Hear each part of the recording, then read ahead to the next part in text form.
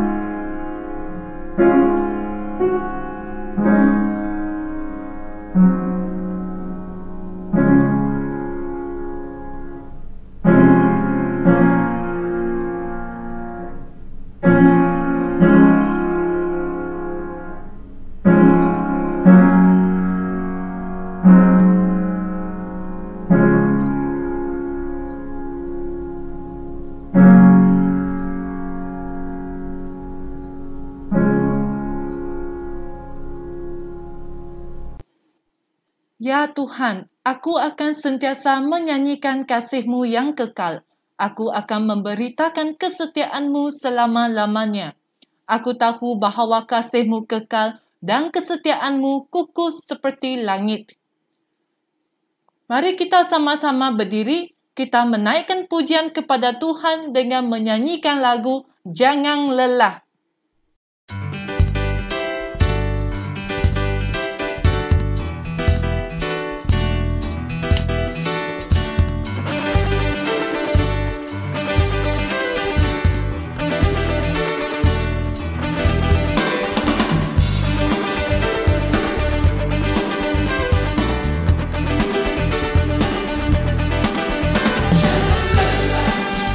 Bekerja di ladangnya Tuhan, Roh Kudus yang beri kekuatan, yang mengajar dan menopang.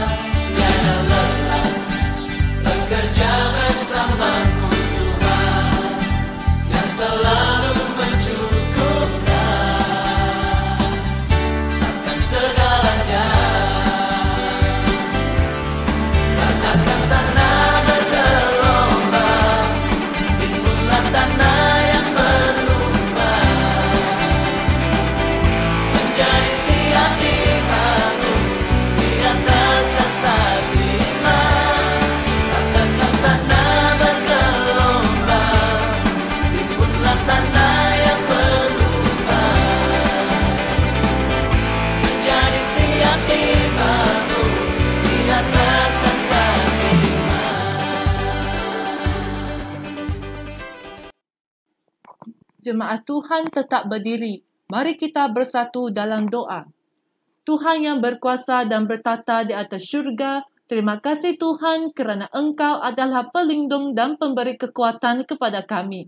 Kami berdoa agar penyertaan-Mu dalam sesi kebaktian pada hari ini, dari permulaan, pertengahan sampai ke penghujung kebaktian, agar semuanya dijalan dengan lancar. Kami juga mohon Tuhan berkati hamba-Mu dan urapinya dengan hikmat-Mu, agar firman Tuhan yang disampaikan dapat memenuhi hati kami dan Roh Kudus mengingatkan kami untuk berkelakuan mengikut kehendak-Mu. Dalam nama Yesus Juru Selamat kami berdoa dan mengucapkan syukur. Amin.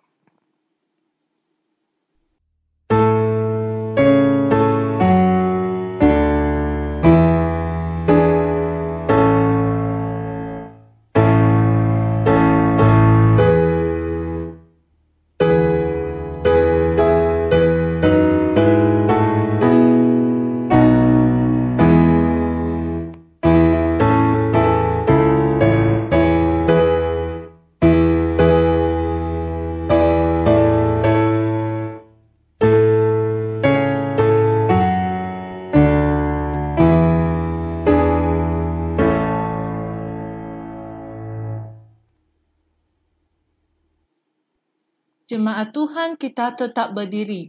Mari kita sama-sama berdoa dengan melafazkan doa Bapa kami. Bapa kami yang di syurga, dikuduskanlah namamu. Datanglah kerajaanmu. Jadilah kehendakmu di bumi seperti di syurga. Berikanlah kami pada hari ini makanan kami yang secukupnya. Dan ampunilah kami akan kesalahan kami, seperti kami juga mengampuni orang yang bersalah kepada kami. Dan janganlah membawa kami ke dalam percubaan, tetapi lepaskanlah kami daripada yang jahat. Kerana Engkaulah yang mempunyai kerajaan dan kuasa dan kemuliaan sampai selama-lamanya. Amin. Jemaat Tuhan, silakan duduk semua. Teks khotbah kita pada hari ini diambil dari Mazmur bab 119 ayat 127 hingga ayat 128. Sila dengar saya bacakan. Ayat 127. Aku mencintai perintahmu lebih daripada emas murni. Oleh itu, aku mengikut segala peraturanmu. Aku benci akan segala perbuatan yang salah. Tema khotbah kita pada hari ini ialah Pilihanku Firman Allah. Kita serahkan kepada Pastor Gev Tawan. Shalom saudara dan saudari yang saya kasihi dalam nama Tuhan kita Yesus Kristus. Bersyukur kepada Tuhan kerana pada hari ini kita ada peluang dan kesempatan untuk mendengarkan firman Tuhan sekali lagi. Tema perkongsian firman Tuhan pada hari ini bertajuk Pilihanku Firman Allah. Pilihanku Firman Allah dari Mazmur 119 ayat 127 hingga 128. Mari kita membacanya bersama-sama. 127. Aku mencintai perintahmu lebih daripada emas murni. Oleh itu aku mengikat segala peraturanmu. Aku benci akan segala perbuatan yang salah. Saudara-saudari yang sekasihi sekalian, adakah kita seperti Daud pada hari ini yang menjunjung tinggi, mementingkan, memilih firman Tuhan, perintah Tuhan dalam kehidupan seharian dibandingkan dengan perkara-perkara yang lain yang kita anggap bernilai namunnya ianya bertentang dengan ajaran firman Tuhan. Firman Tuhan, apakah itu? Iaitu jakut Tuhan ataupun kata-kata Tuhan yang dibaca kita melalui Alkitab, buku kudus, itu jauh lebih bernilai. Melalui firman Tuhan dikatakan jauh lebih bernilai daripada emas dan perak, sebab ianya bersifat kekal serta memiliki kuasa. Nah, apabila seseorang mengenakan firman Tuhan dalam hidupnya, maka hidupnya akan jauh lebih bermakna bagi dunia dan sesama. Nah, baik itu dari segi kata-katanya, wataknya, sikapnya yang meneladani Tuhan Yesus pasti akan memberi kita inspirasi untuk kita tertarik kepada Tuhan. Nah, jadi kuasa firman Tuhan itu bukanlah sesuatu yang kita tidak dapat rasakan. Sebaliknya, kuasa firman Tuhan itu dapat kita alami. Nah, bukan saja pada perjanjian lama maupun perjanjian baru, maupun para rasul saja yang mengalami kuasa firman Tuhan, tetapi kita pada hari ini juga dapat mengalami sendiri kuasa firman Tuhan itu nyata apabila kita ada hubungan dengan Tuhan yang baik. Nah, oleh itu penting kita mengetahui betapa bernilainya kita perlu memilih firman Tuhan dalam kehidupan kita. Bukan itu saja, kita perlu mengaplikasikan firman Tuhan dalam hidup sehari-hari kita. Nah, hal ini sangat penting karena kita akan melangkah ke tahun yang baru tidak lama lagi, saudara dan saudari yang sekasihi sekalian. Nah, jadi di sini saya mau menerangkan kepada kita apakah kebaikan dan nilainya firman Tuhan bagi hidup kita. Nah, sekurang-kurangnya ada 4 perkara untuk mengetahui, untuk kita ketahui, iaitu lebih lagi menekankan, memilih, mengenakan firman Tuhan dalam kehidupan kita. Yang pertama, itu mengapa kita perlu memilih firman Tuhan dalam kehidupan kita, iaitu firman Tuhan menuntun kita mengenal Allah. Itu supaya kita mengetahui bahawa Allah menciptakan alam ini dan secara khusus yang menciptakan kita menjadi pribadi yang unik. Ini kita melihat kitab Kejadian bab 1 ayat yang ke-27 hingga ayat yang ke-31.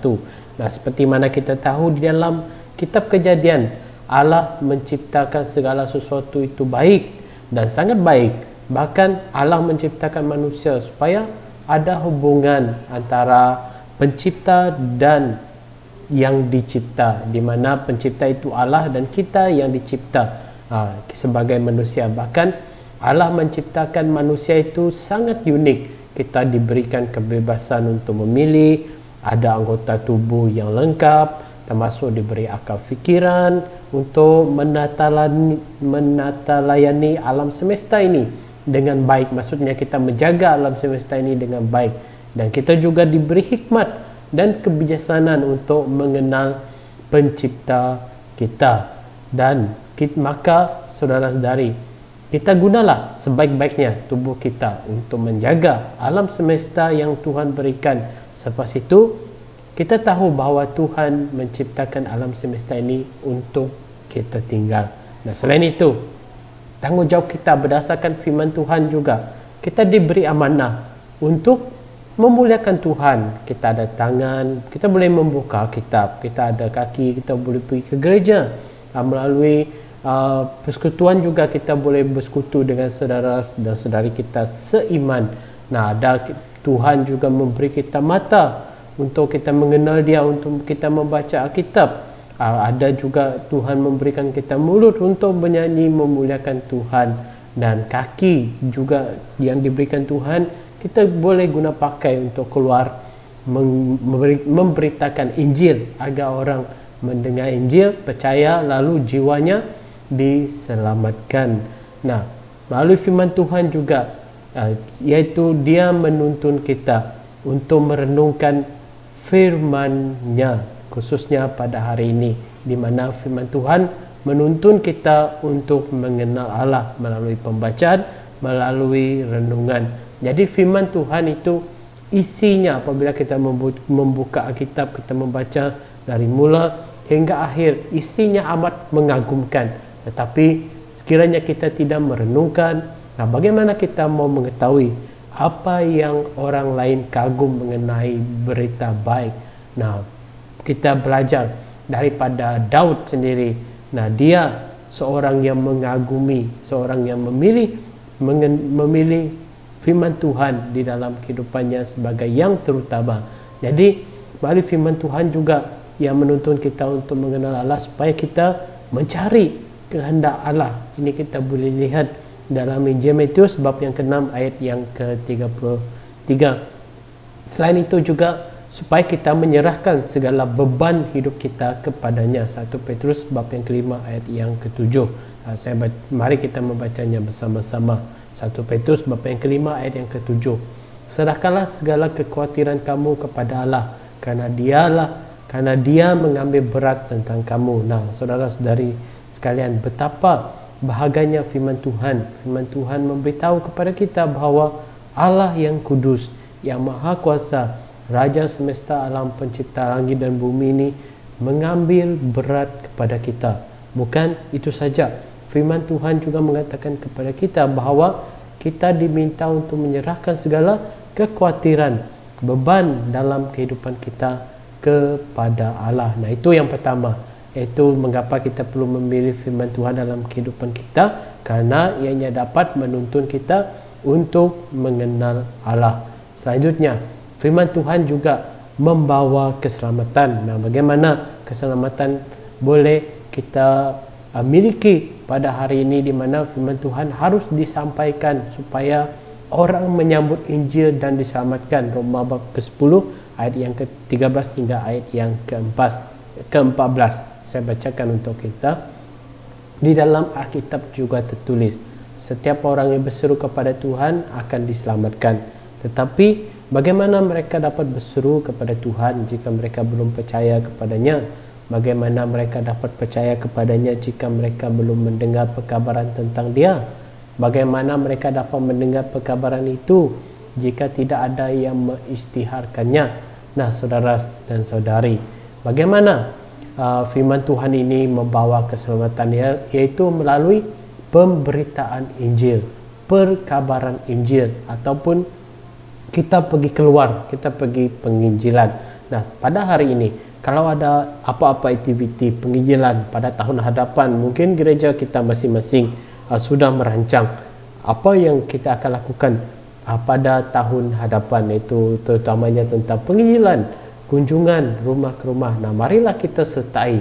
Kita tidak tahu menginjil, kita boleh ikut, kita boleh belajar daripada melihat kawan-kawan, saudara-saudari kita, mereka bagaimana mereka menginjil. Kita boleh belajar daripada dia, asalkan kita mempunyai hati yang sanggup untuk belajar, dan kita sanggup juga untuk mengikuti amanat yang Tuhan telah berikan kepada kita, yaitu untuk keluar pergi memberitakan Injil. Nah, melalui firman Tuhan juga yang membawa keselamatan, memberikan keselamatan kepada kita, itu semua firman Tuhan dituliskan untuk kita. 1 Yohanes bab yang ke-5 ayat yang ke-11 hingga yang ke-13. Nah, inilah kesaksian itu. Allah sudah memberi kita hidup sejati dan kekal, dan hidup itu berasal daripada anak-Nya. Sesiapa yang mempunyai anak Allah mempunyai hidup itu, dan sesiapa yang tidak mempunyai anak Allah tidak mempunyai hidup itu, hidup sejati dan kekal. Aku menulis surat ini kepada kamu yang percaya kepada anak Allah, supaya kamu tahu bahawa kamu sudah mempunyai hidup sejati dan kekal. Jadi firman Tuhan ini membawa keselamatan kepada kita, dan ianya dituliskan untuk kita pada hari ini. Dan Injil adalah kekuatan Allah untuk menyelamatkan manusia, saudara-saudari. Nah, kerana mengapa itu? Karena Injil, berita keselamatan tentang Allah yang menyelamatkan umat manusia, dengan itu di mana kita mengingat bahawa pada minggu lepas ataupun pada semalam kita menyambut hari Christmas, dan kita telah mendengar kelahiran Sang Juru Selamat bagi kita, di mana Allah telah mengutusnya anak-Nya ke dunia ini. Untuk siapa? Untuk menyelamatkan kita, sekaligus untuk memperbaiki hubungan kita yang telah rosak ini, sehingga kita mempunyai hubungan yang baik, kita didamaikan dengan Allah semula. Jadi yang ketiga, firman Tuhan mampu mengubahkan kehidupan kita. Bagaimana firman Tuhan ini, saudara-saudari, mampu mengubahkan kehidupan kita apabila kita, pertama, iaitu kita rela untuk dibentuk. Kita rela untuk menyerahkan tahta hidup kita kepada Tuhan, dan melalui firman Tuhan dapat mengubahkan kehidupan kita, memperbaiki kelakuan kita. 2 Timotius bab yang ketiga ayat yang ke-16. Jadi kita diselamatkan bukan saja untuk masuk syurga, tetapi ia juga menuntut kita, saudara-saudari, untuk hidup benar di dunia ini. Jadi tanggungjawab kita supaya lebih lagi pada tahun yang hadapan berbanding dengan tahun ini, saudara-saudari, kita lebih lagi mendalami firman Tuhan demi pertumbuhan kerohanian kita dan sesama orang di sekeliling kita. Nah, jika bukan karena firman Tuhan, panggilan khusus daripada Tuhan juga, saudara-saudari, apabila di mana Tuhan memanggil saya, apabila bukan kuasa daripada firman Tuhan yang mengubahkan kehidupan saya, maka tidak mungkin saya berada di depan anda pada hari ini menjadi hamba Tuhan sepenuh masa. Ini kerana kuasa firman Tuhan yang mengubahkan kehidupan saya, serta saya percaya juga firman Tuhan juga mengubahkan kehidupan anda. Dan selanjutnya, iaitu firman Tuhan juga dalam hati kita, supaya kita dijauhkan dari pengaruh dosa. Mazmur 119 ayat yang ke-11. Aku menyimpan hukum-Mu dalam hatiku, supaya aku tidak berdosa terhadap-Mu. Saudara-saudari, marilah kita terus menaklukkan diri dalam firman Tuhan. Nah, yang keempat, yang terakhir, firman Tuhan memberi kemenangan kepada kita.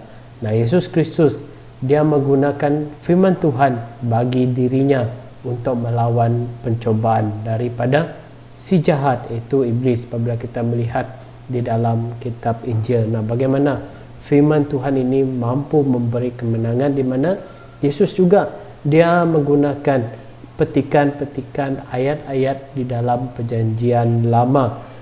Yesus juga dia pernah belajar daripada hukum-hukum Taurat. Dia juga belajar daripada itu. Nah, bagaimana dia dapat bagaimana firman Tuhan ini memberikan kemenangan? Kerana Yesus melawan bukan dengan kekuatannya sendiri, tetapi menggunakan firman Tuhan. Nah, pada hari ini juga marilah kita meneladani Tuhan Yesus menggunakan firman Tuhan untuk mengalahkan semua godaan dunia ini ataupun dosa. Marilah kita berpegang kepada firman Tuhan dan menjadikan firman Tuhan ini selanjutnya, iaitu merupakan pelengkapan kerohanian kita. Efesus yang ke-6, Efesus 6 ayat yang ke-10 hingga yang ke-12. Jadi orang berperang tanpa senjata yang lengkap pasti akan segera tewas, karena tiada pelindung, saudara-saudari, tiada perisai. Nah, jadi di sini sama hal juga dengan kita hari ini. Kita tidak berperang secara fizikal demi nama Kristus, tetapi kita berperang secara rohani dengan keinginan daging kita, dengan pengajaran-pengajaran sesat juga. Nah, sekarang sekiranya kita tidak melengkapi diri dengan firman Tuhan, baca firman Tuhan, mendalami firman Tuhan lebih lagi daripada tahun-tahun yang sudah, maka kita akan tewas kerana iman kita tidak dibina dengan kukuh. Jadi memilih firman Tuhan, meletakkan firman Tuhan di tempat yang terutama dalam kehidupan, menjadikan kehidupan kita mempunyai nilai untuk memimpin hidup kita ke arah menjadi seperti Kristus. Sebab firman Tuhan, saudara-saudari, apabila kita membaca dalam kitab Mazmur juga dikatakan firman Tuhan itu bagai pelita yang menuntun hidup kita. Mazmur 119 ayat yang ke-1 hingga ayat yang ke-5, dan terang bagi jalan kita. Nah, kita tidak akan mengalami hidup yang berubah kecuali kita menemukan sumber yang bernilai membuat hidup kita itu berubah, yaitu firman Tuhan. Dan ianya dapat menguasai hidup kita kalau kita memikirkan firman Tuhan itu secara terus-menerus untuk suatu tujuan. Misalnya untuk mengatasi kekhawatiran, kita pasti akan mengalami pertolongan Tuhan Yesus. Jadi saudara-saudari, firman Tuhan itu dapat menguasai hidup kita kalau kita memikirkan firman Tuhan itu terus-menerus untuk suatu tujuan. Misalnya kita untuk mengatasi kekhawatiran, kita pasti akan mengalami pertolongan Tuhan Yesus. Roh Kudus akan menolong kita untuk mencapai tujuan itu. Nah, selain itu, kesimpulan juga firman Tuhan pada hari ini mengajar kita mengapa kita perlu memilih firman Tuhan untuk mematahkan kuasa dosa. Kita perlu mengganti cara pola pikir kita dengan firman Tuhan, dan kita itu cara pola pikir kita perlu ditaklukkan oleh Roh Kudus sehingga kita mengalami kuasa firman Tuhan dalam hidup kita. Nah, orang Kristian yang bertumbuh dalam firman Tuhan mampu hidup dalam kedewasaan kerohanian. Nah, di mana dia siap melibatkan diri dalam pelayanan di antara sesama tubuh Kristus. Inilah firman Tuhan, perkongsian firman Tuhan. Tuhan memberkati. Saya serahkan kepada pemimpin. Jemaat Tuhan, sila berdiri semua. Mari kita berdoa dalam doa iman rasuli untuk meneguhkan kepercayaan kita dalam iman. Aku percaya kepada Allah Bapa yang Maha Berkuasa, Khalik langit dan bumi, dan kepada Yesus Kristus, anaknya yang tunggal Tuhan kita, yang dikandung daripada Roh Kudus, lahir dari anak darah Maria, yang menderita sengsara di bawah pemerintahan Pontius Pilatus, disalibkan mati, dikuburkan, turun ke dalam kerajaan maut. Pada hari yang ketiga bangkit pula daripada antara orang mati, naik ke syurga, duduk di sebelah kanan Allah, Bapa yang Maha Berkuasa, dan dari sana Ia akan datang untuk menghakimi orang yang hidup dan yang mati. Aku percaya kepada Roh Kudus, gereja yang kudus dan am, persekutuan orang kudus, pengampunan dosa, kebangkitan tubuh dan hidup yang kekal. Amin. Jemaat Tuhan, sila duduk semua. Mari kita menyanyikan lagu Betapa Hatiku sebagai respon kesyukuran kita kepada Tuhan.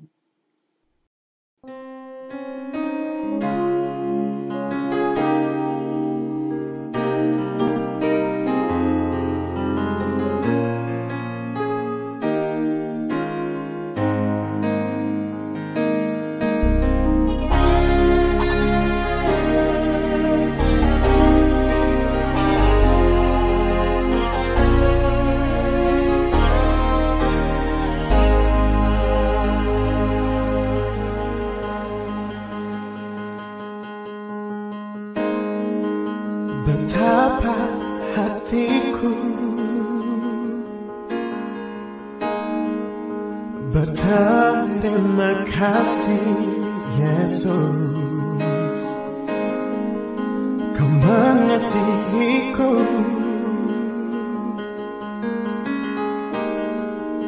Kau memilikiku.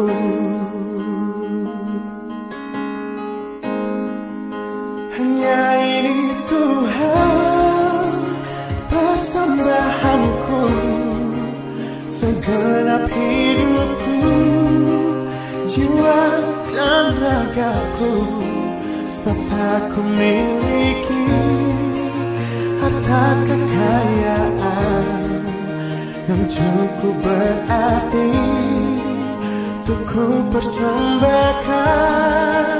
Hanya ini Tuhan permohonanku, terimalah Tuhan persembahanku, pakailah hidupku sebagai alatmu seumur hidupku.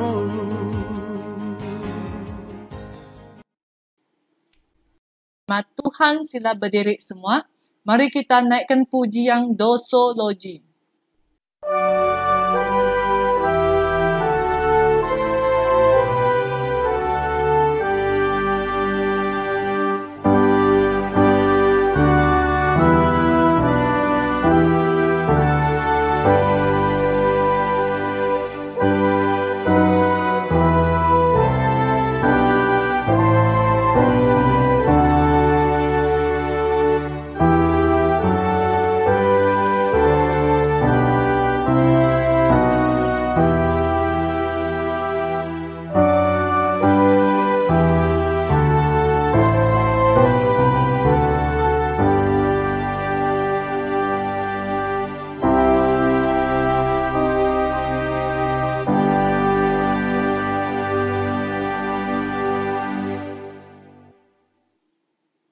Jemaat Tuhan tetap berdiri.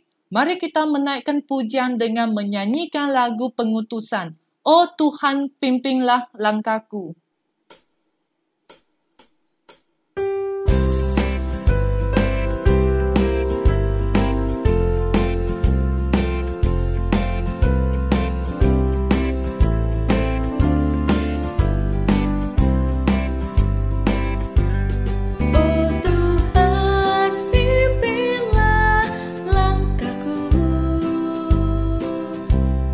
Ku tak berani jalan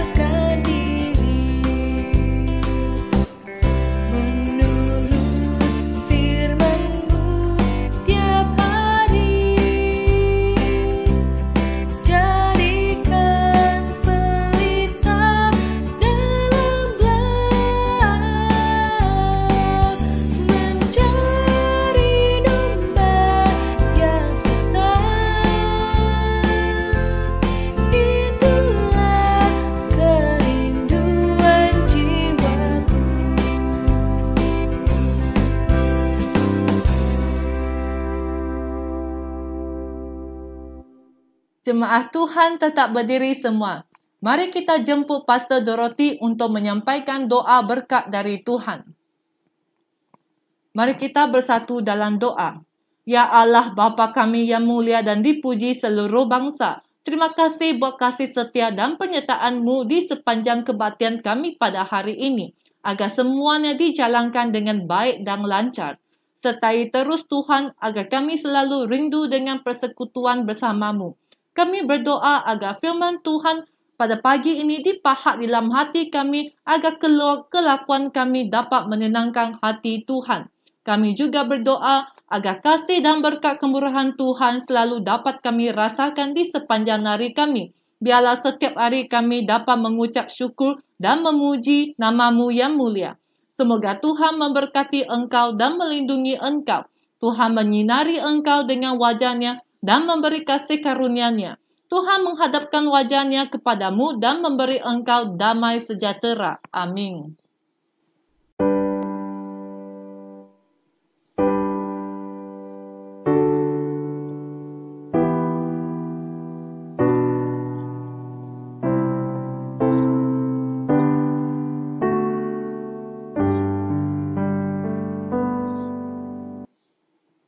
Jemaat Tuhan, sila duduk semua. Mari kita masuk ke dalam saat teduh, bersalaman dan sejahtera bersurai. Tuhan memberkati kita semua.